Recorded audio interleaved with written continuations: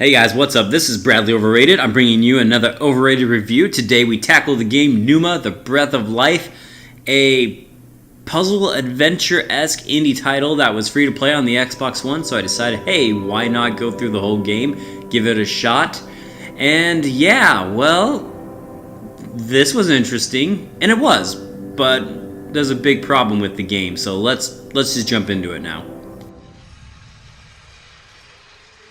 Lead me, Path. Lead me to my destination. And like I said, Pneuma, the Breath of Life is a puzzle adventure game where you solve puzzles by using your eyesight. And that's a really cool concept. I mean, I was so stoked at this concept. Yes, you can jump and all of that good stuff, but in order to open doors and move ahead in the game, you have to use your eyes. So you have to look at certain objects or follow certain patterns and do all of this sort of things just strictly with your ability to see in the game.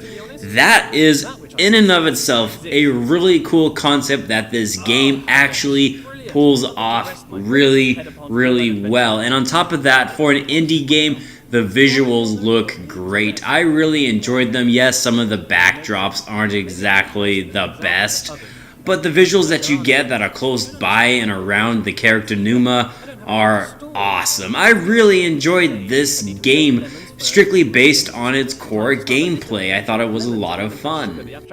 And as you can expect from a puzzle game, the puzzles do become more and more increasingly difficult as you play the game. It's to be expected, and some of them towards the end do get a little bit annoying and infuriating. Not even because they're difficult, it's because sometimes it just feels like the mechanics and the ability of having to see certain things in a certain way tend to fight you a little bit.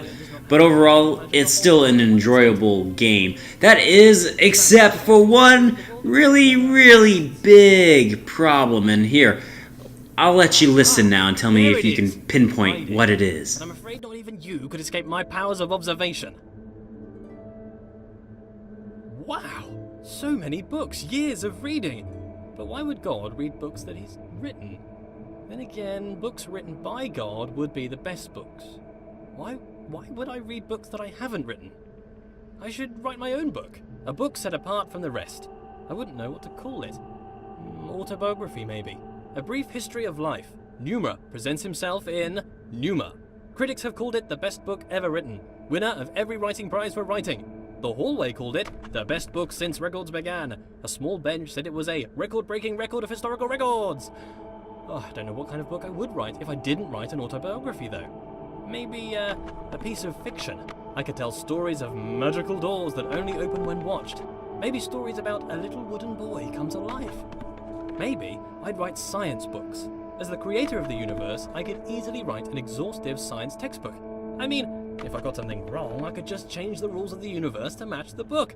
I could keep changing the laws of the universe and write new revisions. I could write every book on the face of the universe. There's still every book to write, and forever to write it in. You annoyed yet, huh? Are you annoyed yet?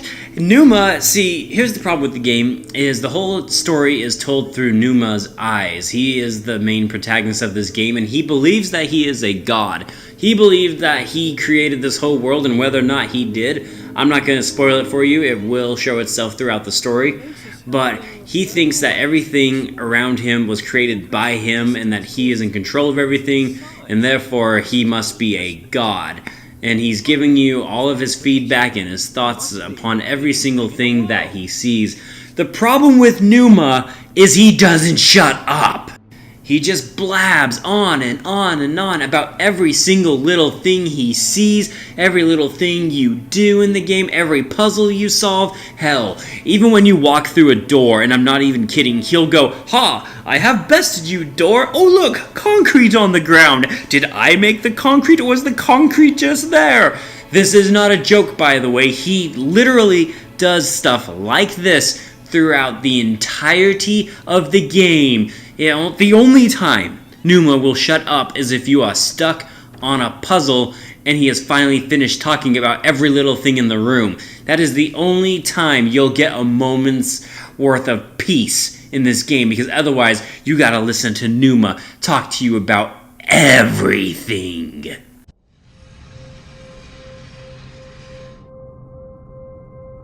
Where did all this marble come from? Because it's just here. I guess as God, I made it. Oh my gosh, Pneuma. Anyways, I think you get the point now.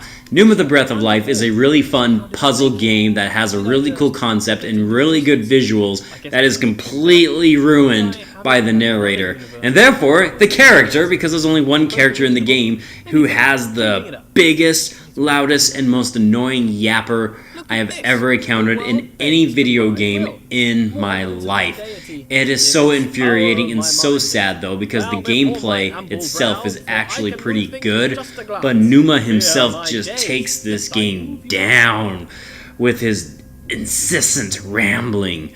And with that in mind, guys, I have to give this game the letter grade of a C. A painfully average game because of Pneuma. It would have been a B easily, possibly even higher, if he would just learn to shut up. As a matter of fact, I recommend playing this game muted. Attempts to thwart me. Why can't you be more like that other door? That other door had respect.